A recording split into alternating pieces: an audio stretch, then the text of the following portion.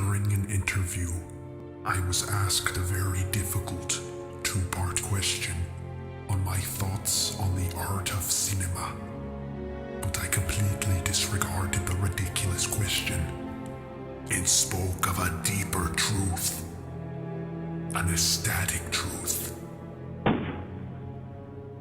Finding balance and justice through film, and that trying for this gave meaning to my life.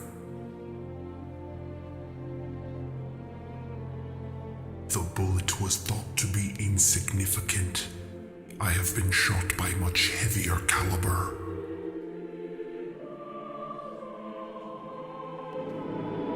I was born amongst the Allied bombs in a small German village alongside the rubble and the flames of war.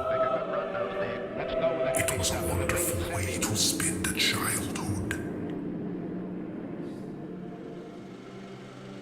I never saw the film until I was a young man. It opened my eyes to a new way of looking at the world and the unexplained mysteries of the human condition. It was at that moment that I knew I would go to the deepest, darkest, violent, and most unforgiving places on earth, and that I would bring a camera with me.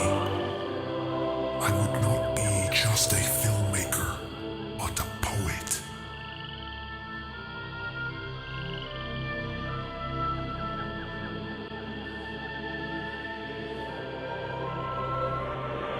During my youth, I lived in a small boarding house.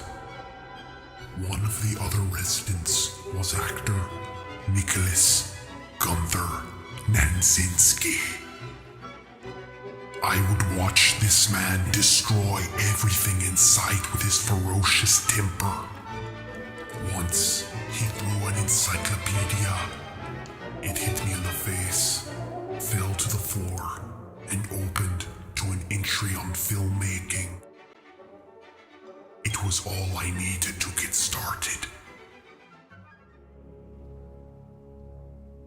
One day, I received word that a dear friend was gravely ill and would probably not live much longer.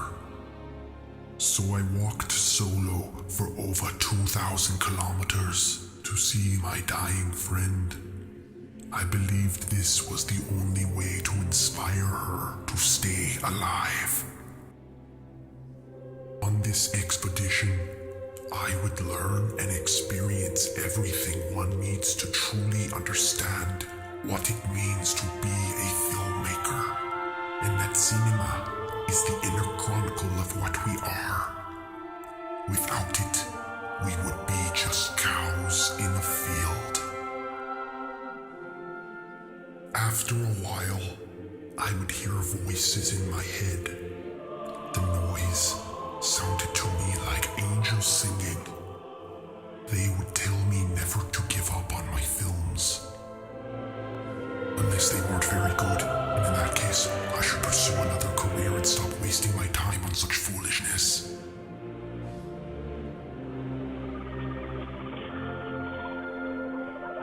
One day, I broke into a university and took a camera.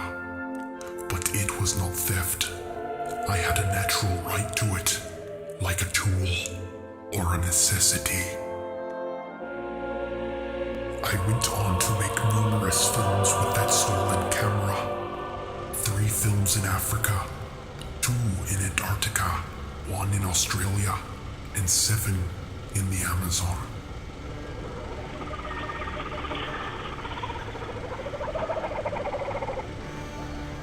While I was in the Amazon, I discovered a lost city made entirely of Inca gold.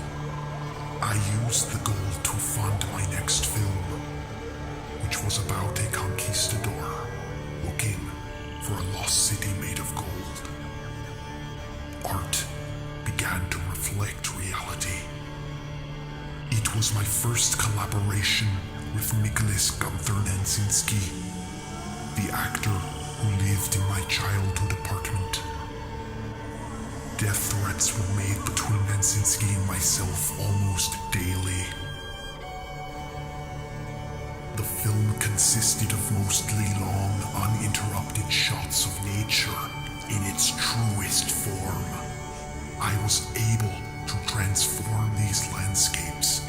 I knew that these images did not contribute to the story, but they contributed to the mood and the unbalanced nature of it all. Normally, a filmmaker would not hold a shot this long. It shows real, furious nature, and it gains an independent life. After endless days of shooting, Nansinski threatened to run away and quit. I responded by informing Nansinski that if he left the film, he would soon find 8 bullets in him, and I would save the 9th for myself. I had done good battle and become a true soldier of cinema.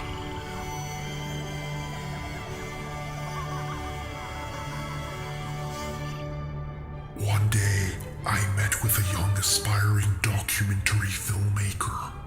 The documentarian was not very optimistic about his film career, so I looked him in the eyes and stated that I did not believe he had the guts to finish his film. But if he did, I promised to come to the premiere and eat my own shoes.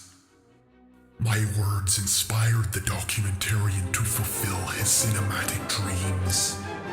It was a great example for cinematic cowards. To eat a shoe is a foolish signal, but it was worthwhile, and once in a while, we should be foolish enough to do that. I once again felt the need to venture into the jungle. The natives called their jungle the land where God did not finish creation. Now, it was my turn to finish what God could not. I quickly enslaved a young medicine man to act as my cast and crew. I sought to challenge the conventions of film acting by hypnotizing my cast.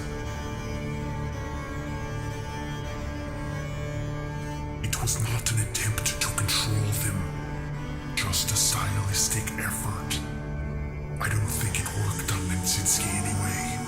His spirit was much too strong.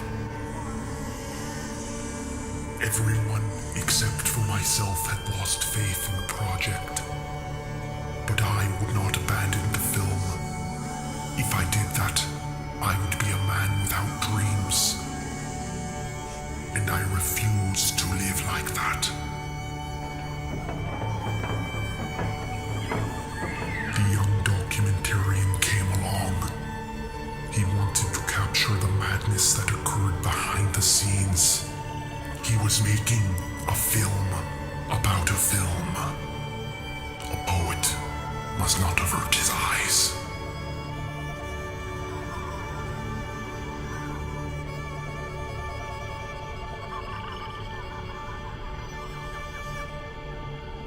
Sometimes I felt the need to turn my camera on him and make a film about a film about making a film.